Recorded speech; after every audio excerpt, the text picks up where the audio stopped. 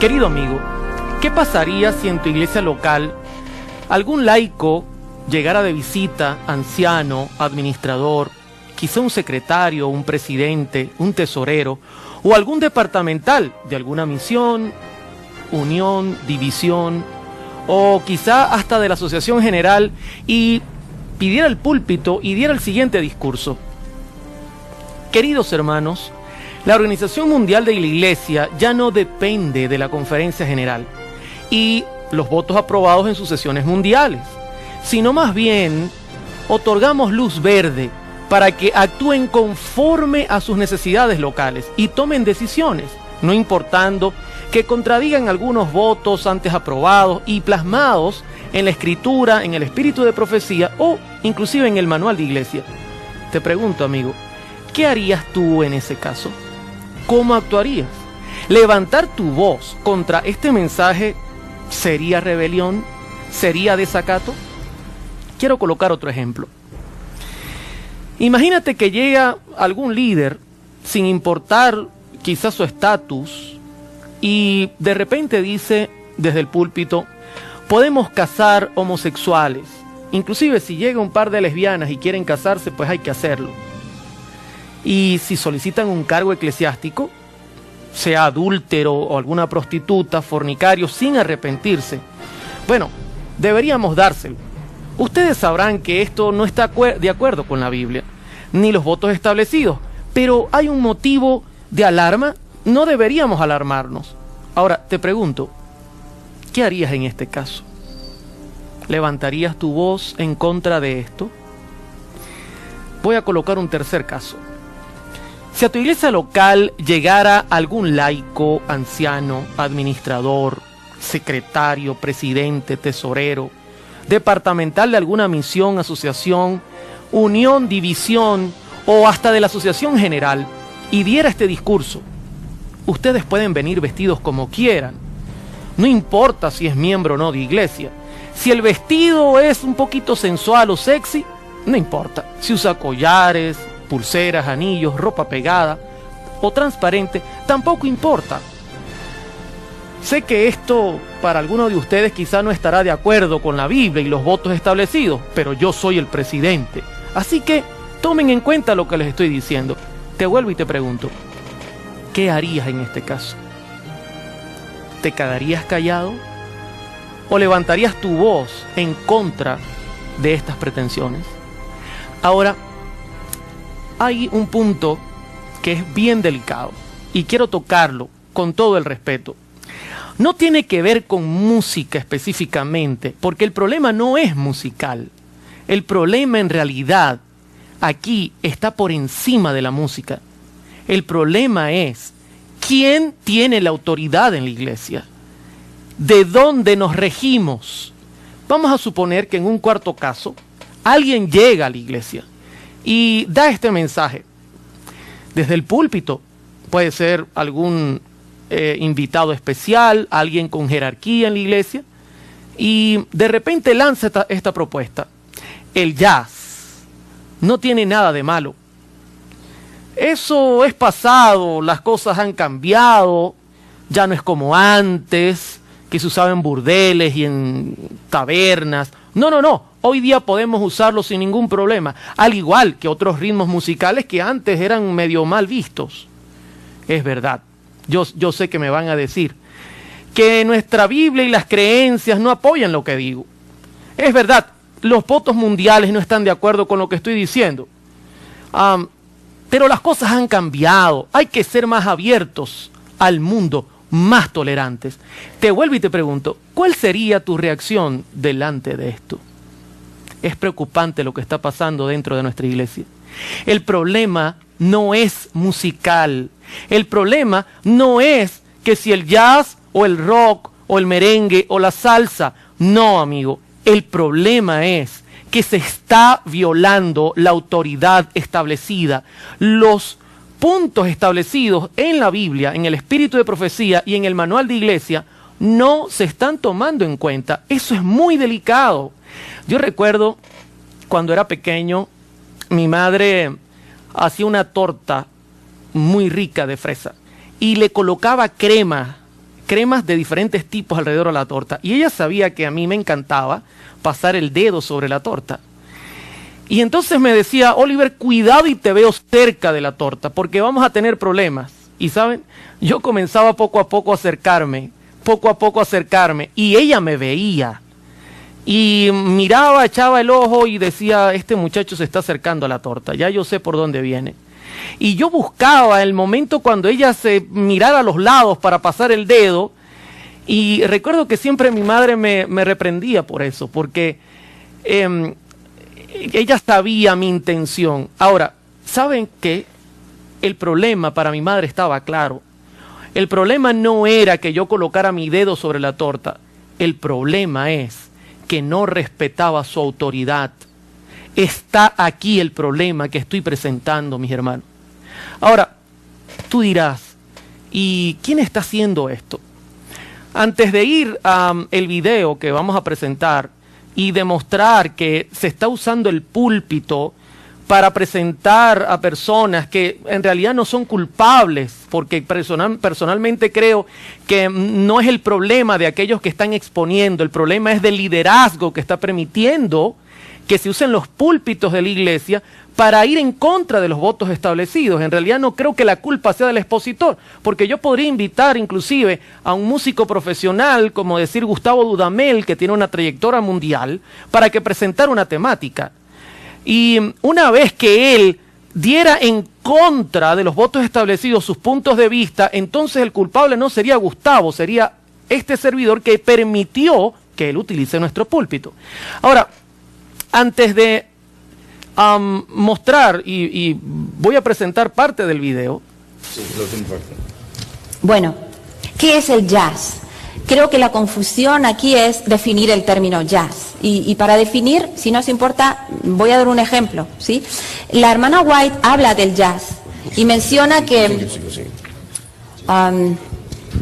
hay un ambiente alrededor del jazz que es nocivo y que tiene unas asociaciones negativas para un cristiano. Cuando ella escribe esto, es verdad. Era finales del siglo XIX, principios del siglo XX, y jazz equivalía a burdel, equivalía a vida nocturna de dudosa reputación. Es verdad. El jazz comenzó siendo un movimiento musical cuya idea es la liberación de las normas de teoría que impuso Europa.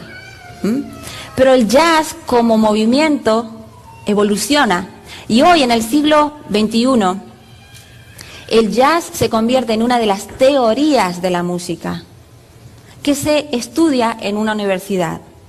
Yo enseño teoría del jazz en mis clases de teoría, porque vienen en el libro de texto.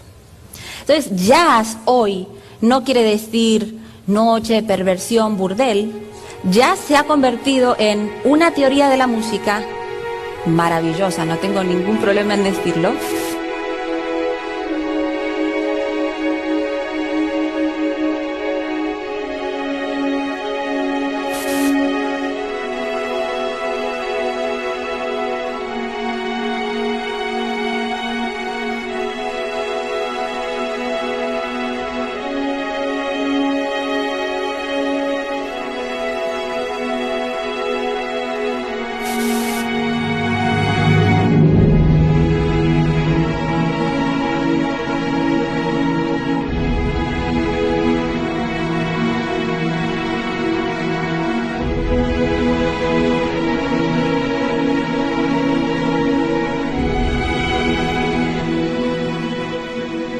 La iglesia adventista es una iglesia mundialmente organizada y me llama la atención, y voy a utilizar el manual de iglesia. Yo quiero que ustedes tengan el manual a la mano. Es importante, mis hermanos.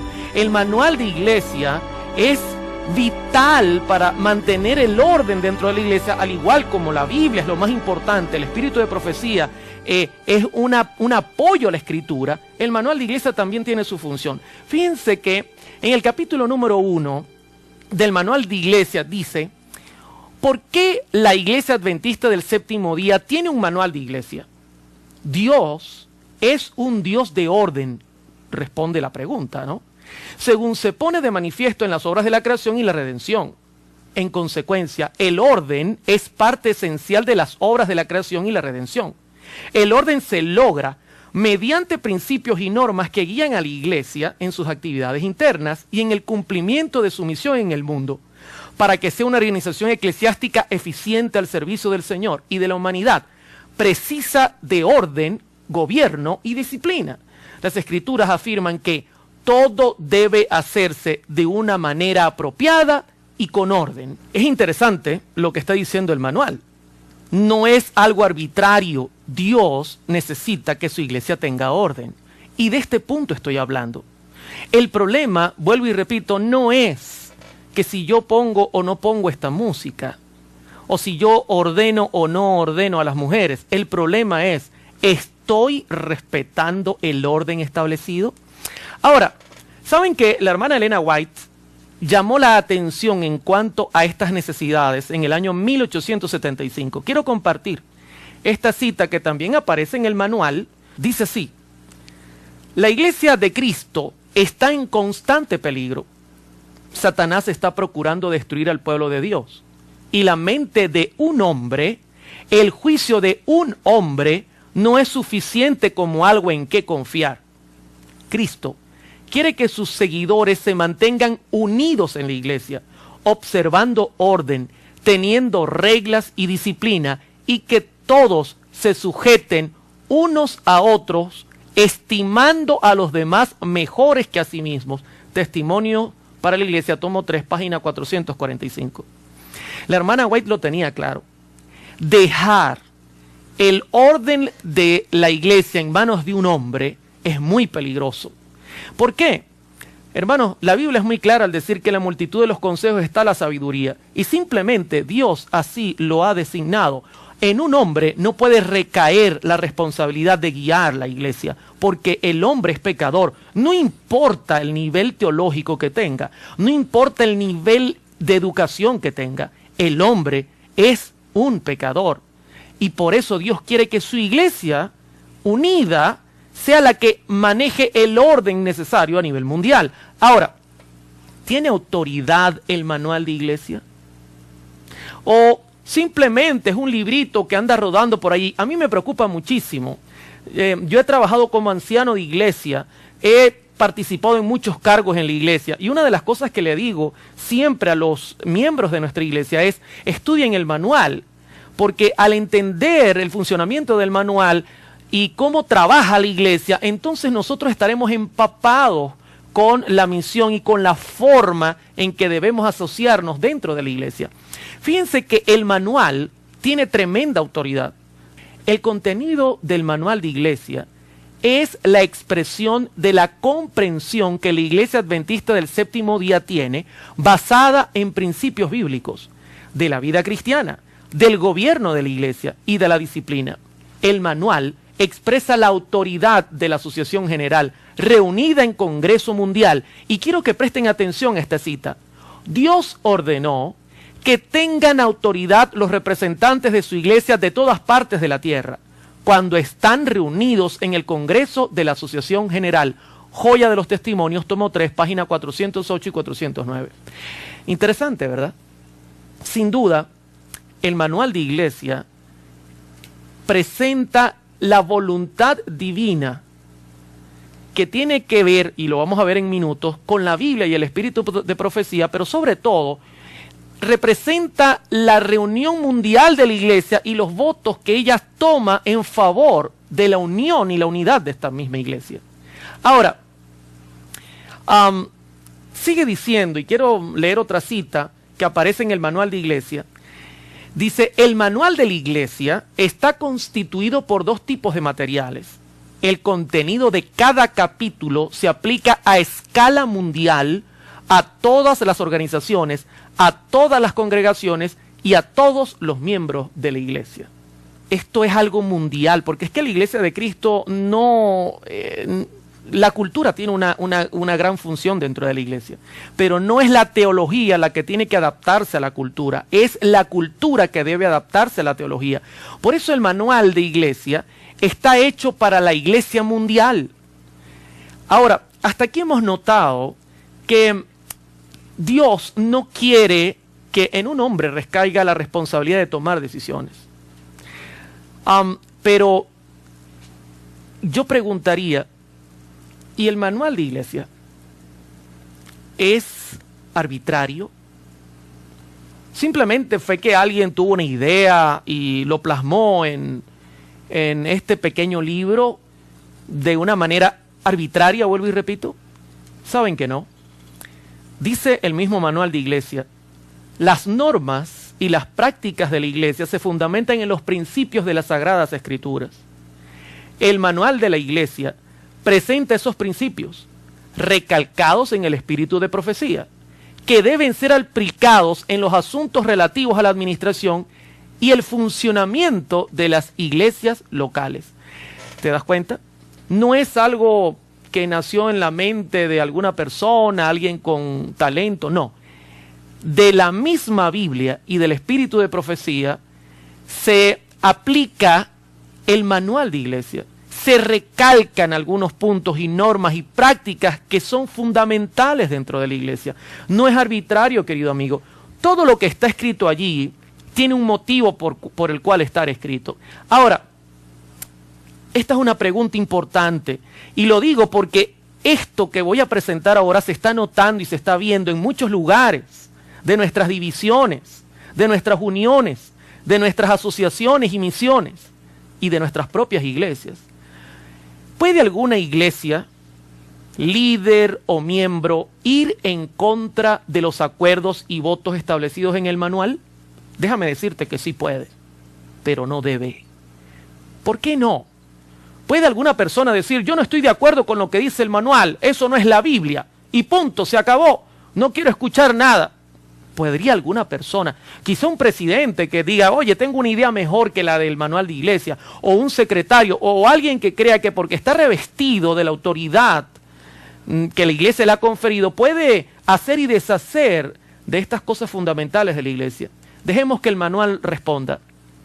No debe llevarse a cabo ningún intento de establecer criterios de membresía ni de imponer normas o reglamentos para el funcionamiento de las iglesias locales que sean contrarias a las decisiones adoptadas por el Congreso de la Asociación General que se presentan en este manual de iglesia. Entonces yo hago la pregunta, ¿qué es lo que está pasando?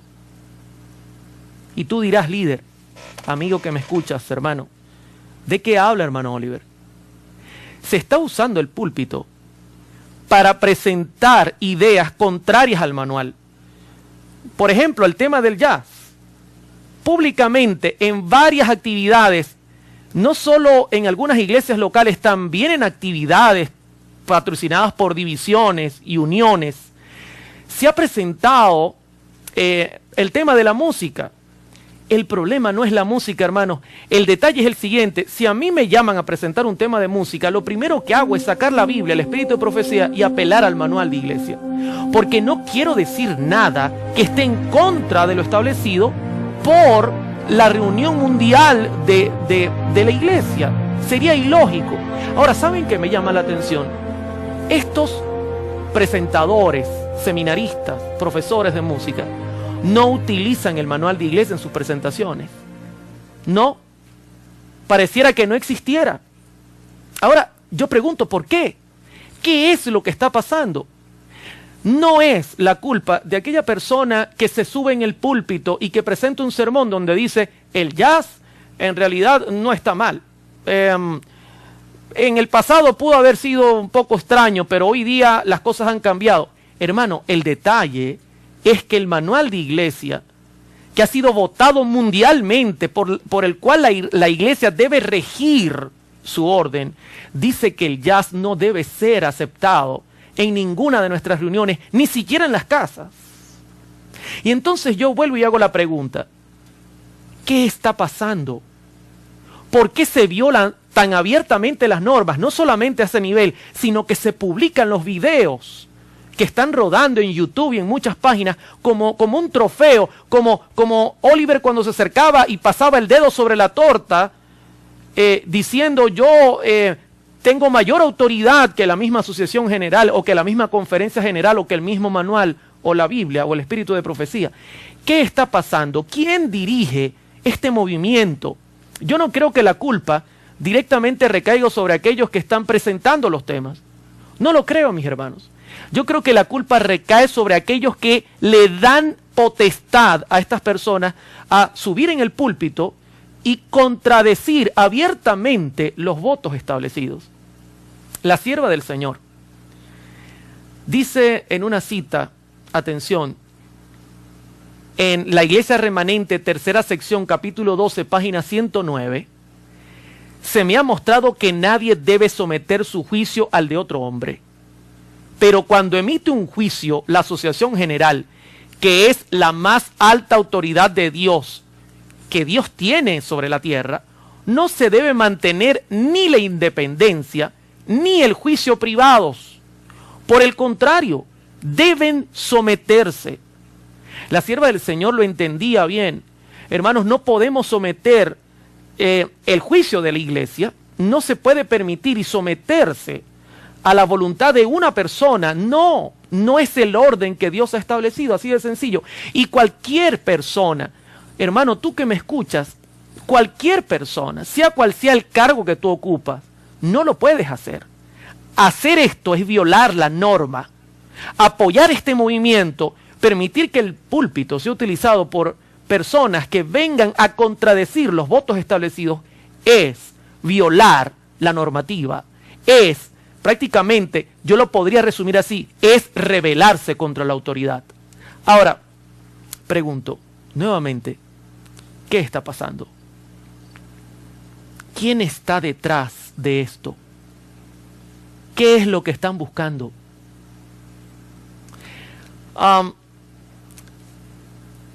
¿Quién dio esta autoridad a la iglesia? ¿Será que algún hombre malintencionado se aprovechó y de alguna forma tomó y anotó en el manual las cosas? ¿O será que alguna persona aprovechando que alguien se durmió?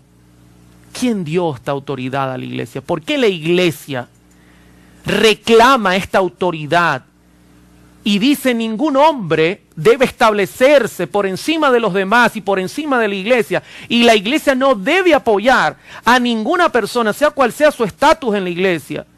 ¿Quién dio esta autoridad a la iglesia?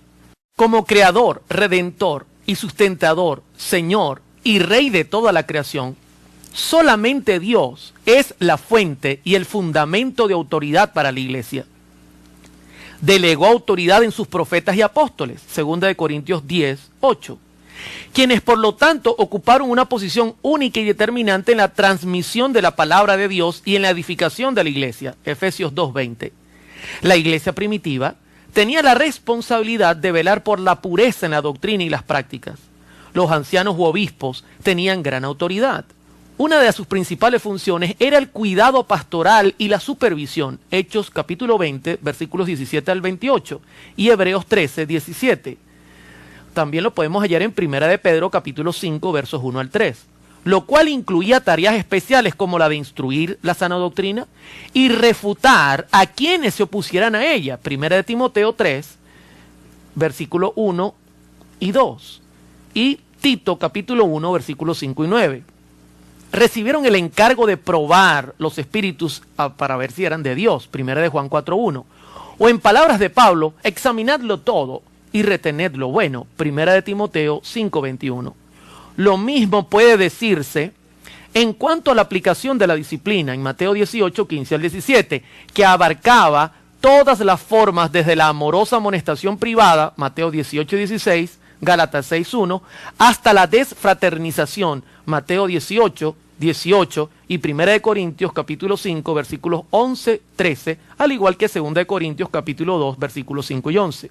Por todo esto, la iglesia tiene la autoridad para establecer las normas de su propio gobierno. Lo presenta el Manual de Iglesia 2010 en la página 16 y 17 en la versión Apia y en la versión CESA en la página 30 y 31. Creo que es claro. Dios delegó esta autoridad a su iglesia. Dios autorizó que su iglesia unida mundialmente coloque normas para que la iglesia pueda caminar en orden. Ahora, en Juan capítulo 20, podemos mirar un extracto, cómo Cristo nunca personalizó la autoridad de la iglesia en una persona especial o en una persona específica. En Juan 20:21 la Escritura dice: entonces Jesús les dijo otra vez: pasa a vosotros, como me envió el Padre, así también yo os envío. Y habiendo dicho esto, sopló y les dijo: recibid el Espíritu Santo. A quienes remitiereis los pecados, les son remitidos, y a quienes se los retuviereis, les son retenidos. Si ustedes notan, Cristo está hablando a un grupo de discípulos. No está hablando a uno en particular. No está permitiendo que la autoridad recaiga sobre Pedro, como algunos dicen, o sobre Juan, o alguno de los discípulos que estaban más cerca a Cristo. No, Cristo delegó la autoridad sobre su iglesia. Por eso en el comentario bíblico adventista, hablando sobre este pasaje, dice: Jesús habla aquí a los discípulos como representantes de su iglesia en la tierra, en cuyo conjunto él había confiado la responsabilidad de velar por los intereses espirituales y las necesidades de sus miembros individuales. ¿Se dan cuenta, queridos hermanos? Esto es algo bien delicado, porque justamente es lo contrario a lo que estamos mirando. Estamos mirando que hay movimientos que, aprovechando el nivel que tienen en la obra, están aprovechando esa oportunidad para ir en contra de la autoridad establecida, para trabajar como islas, no pensando en una iglesia mundial. En Efesios capítulo 4, del verso 3 en adelante, el apóstol Pablo plasmó la misma idea: solícitos en guardar la unidad del espíritu en el vínculo de la paz, un cuerpo y un espíritu, como fuisteis también llamados en una misma esperanza de vuestra vocación. Noten ahora: un Señor, una fe, un bautismo, un Dios y Padre de todos, el cual es sobre todos y por todos y en todos. Pablo hacía el llamado vez tras vez, igual que en Gálatas capítulo 1, llamaba a no escuchar mensajes que vinieran de manera aislada o en contra de aquellas cosas establecidas por Dios a través de su iglesia mundial o su iglesia representada por sus miembros a nivel mundial. Ahora, hay un punto antes de terminar esta presentación que no quiero dejar sin tocar. A nosotros que presentamos estos temas y que públicamente exigimos una respuesta de que nos expliquen qué está pasando, quién está detrás de esto, se nos llama divisionistas, extremistas. ¿Qué otras palabras podríamos utilizar? Sensacionalistas. Hermano Oliver, usted está causando división en las iglesias. Querido hermano, no te equivoques, querido líder. No, eso no es así. Escúchame bien lo que te voy a decir. La Escritura explica de dónde proviene toda división, de dónde proviene este flagelo que daña a la iglesia. Y voy a aprovechar, voy a poner algunos ejemplos que tú debes conocer muy bien. Por ejemplo, en el cielo había unidad, ¿cierto? Hasta que un ángel se declaró en rebeldía. ¿Rebeldía a qué? Tú dirás: a Dios. ¿Y a qué más? Y a sus normas. De allí viene la división. Cuando hay normas bien establecidas y alguien, sea cual sea, porque fíjate lo que te voy a decir, el ángel que dividió el cielo no era un diácono, no era un anciano, era la mano derecha de Dios en el cielo como ángel. Era el ángel más exaltado. Esto debe llamarte a la meditación, porque él usa la misma estrategia siempre, porque sabe que le da resultado. Y nota, Apocalipsis 12:7 dice: hubo una gran batalla en el cielo. Miguel y sus ángeles luchaban contra el dragón, y luchaba el dragón y sus ángeles, pero no prevalecieron, ni se halló ya lugar para ellos en el cielo. Entonces te pregunto, ¿la división que vino fue culpa de Dios? Porque lo que pasa es que Dios fue muy agarrado con sus normas, muy duro, y el pobre diablo tuvo que huir. No, querido hermano, en el cielo la división vino porque un gran líder, el más grande de los ángeles, se levantó contra las normas establecidas por Dios. Y como no se le escuchó, simplemente terminó dividiendo el cielo. Así de sencillo. Hermano, esto es claro. El problema acá es cuando alguien que cree que está revestido con una autoridad superior a la de la iglesia y a la divina, simplemente comienza a trabajar por su cuenta. Voy a colocar otro ejemplo. Hace unos días una persona me decía: hermano Oliver, usted está turbando a la iglesia. Usted está creando en la iglesia división con este tema. Querido hermano, quiero contarte que cuando Elías se acercó, y no me estoy comparando con Elías, porque hoy día hasta tengo que cuidar lo que digo. No. Lo único que yo quiero quizá recibir como herencia de Elías es que Dios me lleve al cielo, y si me puede llevar vivo sería mejor. Es lo único. Pero no me creo Elías. Aunque Elías era un pecador como yo, no me creo él. Pero escucha lo que te voy a decir. Cuando Elías se acercó al monte Carmelo, el pueblo estaba reunido allí y estaba turbado. Y apareció el rey. El rey encabezaba la rebelión contra Dios. Nuevamente, el mismo patrón. El rey se había puesto en contra de las normas establecidas por Dios. Pero la cosa era peor, porque el rey culpaba a Elías de ser el alborotador de Israel, de ser el culpable de que Israel estuviese alborotado. ¿Te llama la atención eso? Pero cuando Elías se encontró a Acab allí en el monte Carmelo y al pueblo reunido, fue claro y honesto con él. Pero noten lo que dice la Escritura. Dice primer libro de Reyes, capítulo 18, verso 17. Cuando Acab vio a Elías, le dijo: ¿eres tú el que turbas a Israel?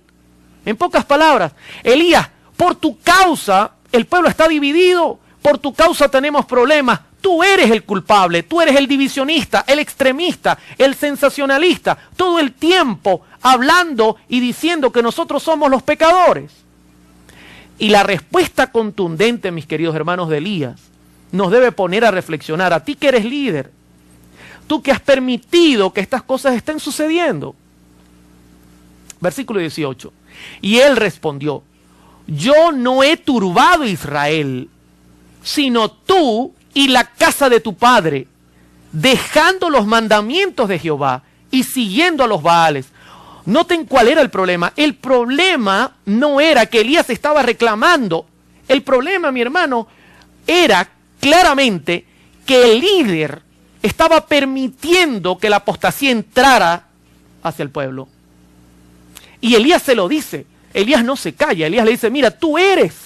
No soy yo, eres tú. ¿Y cuál es la razón? Quiero que noten, la razón es clara. El problema es que estás violando las normas establecidas. Nuevamente, si está escrito, tienes que obedecer. No puedes utilizar tu autoridad de rey para subir personas y que digan lo que quieran decir. No, tu función es reclamar que las normas que Dios ha colocado en tus manos sean respetadas. Eso fue lo que le dijo Elías.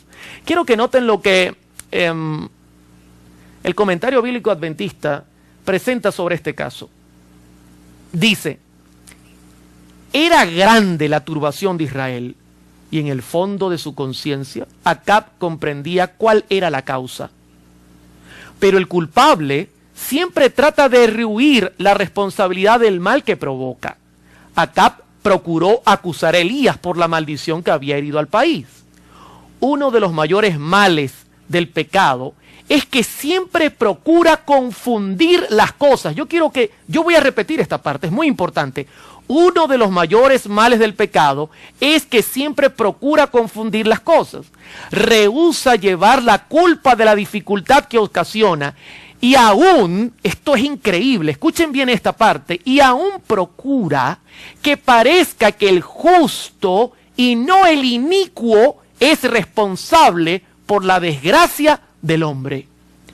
Vuelvo y pregunto, ¿qué es lo que está pasando?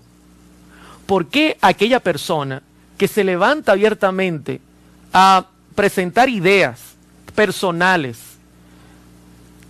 que contradicen abiertamente las normas establecidas a nivel mundial, por qué aquella persona que se encarga de preparar, que se encarga de gestionar todo, por qué aquella persona no se le llama la atención? ¿Qué es lo que está pasando? ¿Por qué el llamado de atención es contra aquel que prácticamente está levantando la normativa y diciendo, pero por favor, miren, aquí está escrito lo contrario?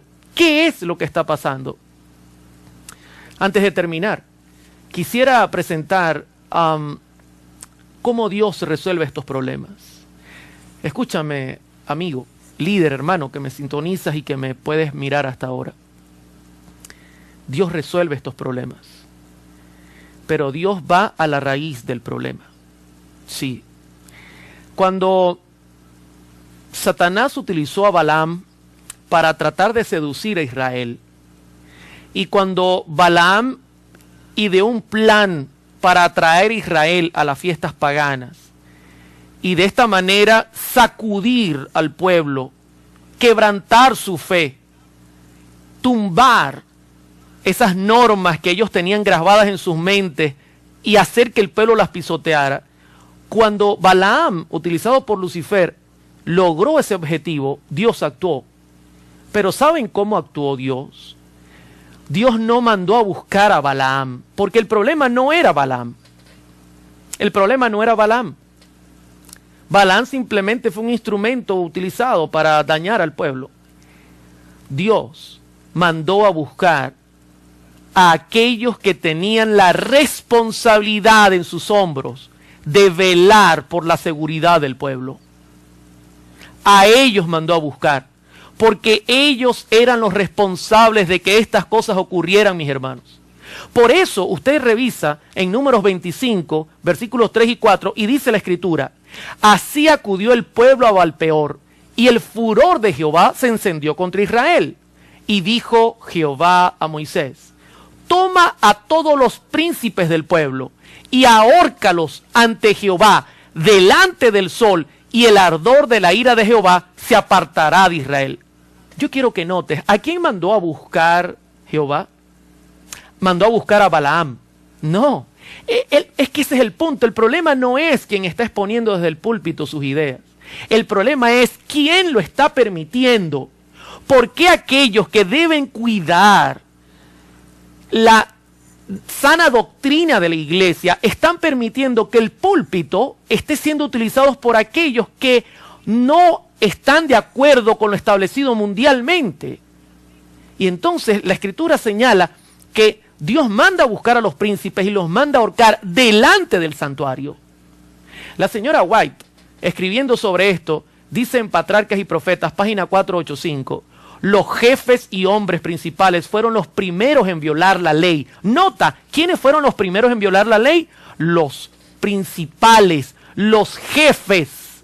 Y fueron tantos los culpables que la apostasía se hizo nacional. O sea, la situación fue grave, gravísima, gravísima, porque permitieron lo no permitido. Allegóse el pueblo a Baalpeor, Números 25. Cuando Moisés se dio cuenta del mal, la conspiración de sus enemigos había tenido tanto éxito que no solo estaban los israelitas participando del culto licencioso en el monte Peor, sino que comenzaban a practicarse los ritos paganos en el mismo campamento de Israel. El viejo Adalid se llenó de indignación y la ira de Dios se encendió. Amigo, siempre Dios tiene a alguien en su iglesia que no se contamina. Siempre hay alguien en su iglesia. Y yo apelo a los líderes que están mirando este video. Yo apelo a ti. Mira el manual de iglesia. ¿Qué dice el manual de iglesia? Es claro lo que dice el manual de iglesia. Pregunto, ¿se están levantando voces en nuestros púlpitos en contra de los votos establecidos en el manual de iglesia? Sí. ¿Cuál es el problema? Bueno, hermano, el problema es el jazz, el blues, el rock. No. No te confundas. El problema es que se están rebelando contra las normas mundiales. El problema es mucho mayor que un simple estilo musical que no está autorizado por la Biblia, ni por el espíritu de profecía, ni tampoco señalado en el manual como música decente para nuestro culto. El problema es serio, mis hermanos. Y vuelvo y pregunto, ¿quién está detrás de esto? Por eso apelo a ti, tú que eres líder. Yo sé que tú me estás mirando. Apelo a ti. Tu función es que las normas establecidas se mantengan en el lugar que debe ser, en la alta norma que Dios ha colocado. No es tu función permitir estas cosas. Eso no es lo que Dios te ha dicho. No. Dios no va a llamar a los expositores, Dios te va a llamar a ti. A preguntarte, ¿por qué estás permitiendo esta rebelión en mi pueblo?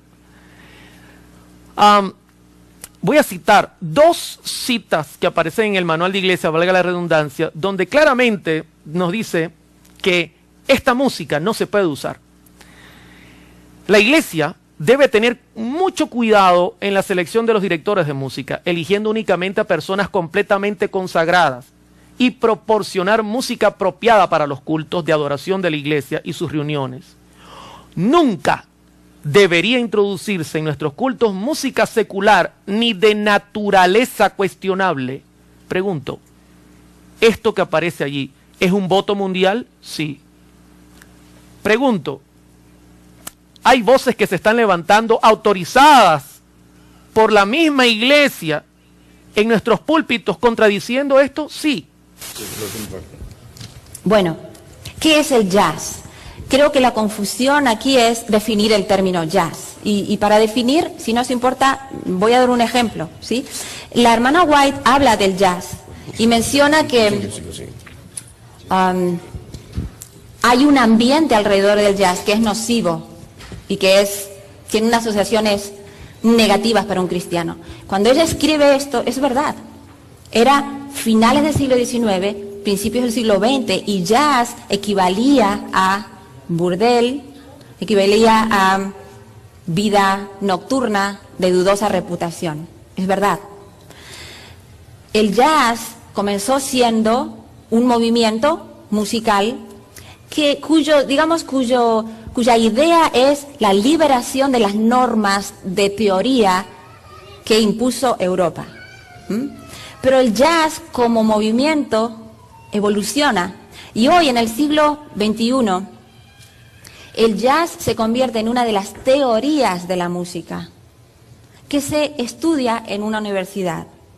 Yo enseño teoría del jazz en mis clases de teoría porque vienen en el libro de texto. Entonces, jazz hoy no quiere decir noche, perversión, burdel. Jazz se ha convertido en una teoría de la música maravillosa, no tengo ningún problema en decirlo. ¿Qué está pasando entonces? ¿Quién está detrás de esto? ¿Por qué se está permitiendo esto? Segunda cita. Debe ejercerse gran cuidado en la elección de la música en nuestro hogar, en las reuniones sociales, en las escuelas y en las iglesias. Cualquier melodía que participe de la naturaleza del jazz, del rock o de otras formas híbridas semejantes, o cualquier expresión del lenguaje que se refiera a sentimientos tontos y triviales, serán rehuidas. Vuelvo y te pregunto, ¿qué está pasando? ¿Acaso este no es un voto mundial? ¿Por qué se está utilizando el poder? ¿Por qué se está utilizando, ¿cómo podríamos decir? El cargo que yo tengo, porque soy presidente o secretario o director de música. ¿Por qué se está utilizando esto? Para entonces imponer lo que yo creo, no lo que cree y ha votado mi iglesia a nivel mundial. ¿Quién es el responsable de esto? ¿Quién está detrás de esto? Apelo a ti, líder, a que en tiempos de crisis tomes la decisión correcta, porque Dios te lo está reclamando.